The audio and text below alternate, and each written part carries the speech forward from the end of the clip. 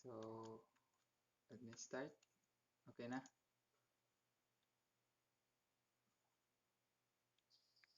Sige, so wait, let me share my screen. So, can you see it? Makita ra ba? So, yun. So good day. So, I'm here to discuss about the elements of communication. So, I mean the communication process. So, first, let's talk about the elements of communication. So, elements of communication. Communication has 5 basic elements. There are communicator, the person who sends the ideas or the sender. Receiver, the person who receives the ideas. Transmission, the act or way or method of issuing or sending the ideas. Message, the idea, order, instruction, advice, suggestion, observation, appeal, or report which is to be communicated. Lastly, response or feedback, the reaction or the reply of the person to whom the message was communicated. So let us examine the specific steps involved in the communication process. So the communicator or sender.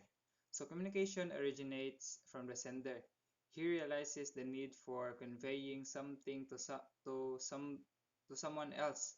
He has the purpose of communicating some information to one or more persons. So for example, right now, diba, like the purpose of this one is to report my topic. So I myself is the sender for you to understand kung ano sa akong topic. Gets? Then yan, encoding. Encoding means putting the message into code. A message is initiated by encoding a thought.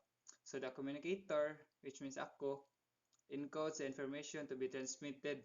This encoding might take the form of verbal words, gestures, facial expression, physical action, or even artistic expression. So right now, like, what did I do? Diba? Like how did I convey sa pagstorya nako sa akong topic or sa akong message karon. So a message is an output of encoding the process. So this message must be ambiguously understood by the receiver. The message must be clear and precise. So my message right now is the topic itself, diba? Unsa ang communication process. Then channel. A message is transmitted through the appropriate channel. The common channels include printed pages, face-to-face discussion, airwaves, and telephone lines. Since the choices of channels are many, the production of choice of channels is vital for effective communication. Since right now we're in a pandemic, diba, dili pwede if face-to-face, so we're doing it virtually. Diba? So muna siya tong way. Then, second, and next, decoding. Decoding refers to finding the meaning of something conveyed in code. It is the process by which the receiver interprets the message. Decoding is affected by several factors such as recipient's knowledge and past experience, personal interpretations of the symbols and gestures used, expectations, and mutuality of meaning. Hence, decoding is very for understanding the message. So, decoding, it's like ang pag-interpret sa receiver itself sa meaning. Then the receiver. Communication requires at least a couple of people, the sender and the receiver. One encodes and the other decodes the message. It will be completely only when the receiver perceives the message intact. The receiver must decode the message without distortion. If the message does not reach a receiver, the communication cannot be said to have taken place. So like right now, diba, I'm talking to you.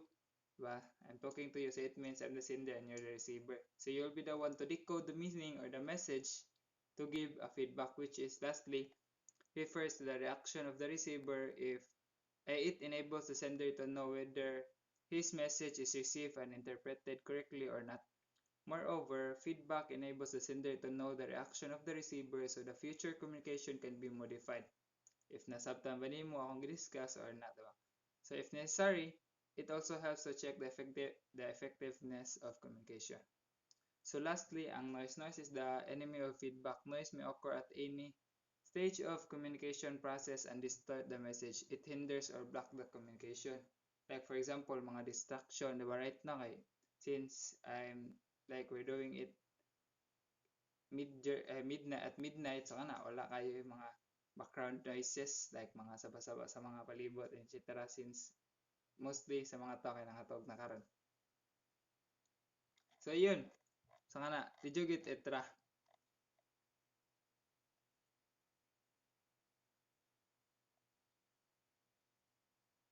Hello,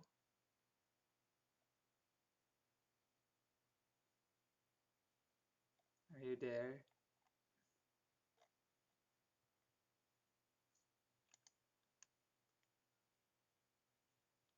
So let me stop presenting.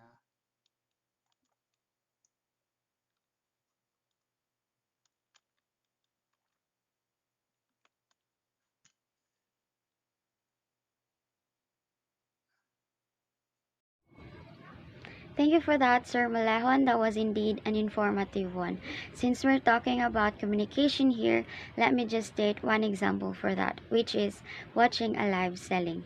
The host of the live will be the sender, and the one who will be watching will be the receiver.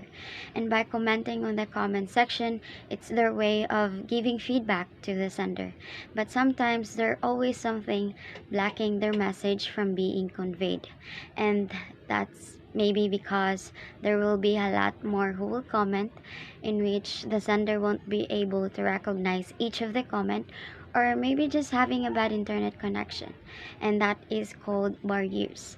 That's how communication is being processed. And that will be all, sir. Thank you.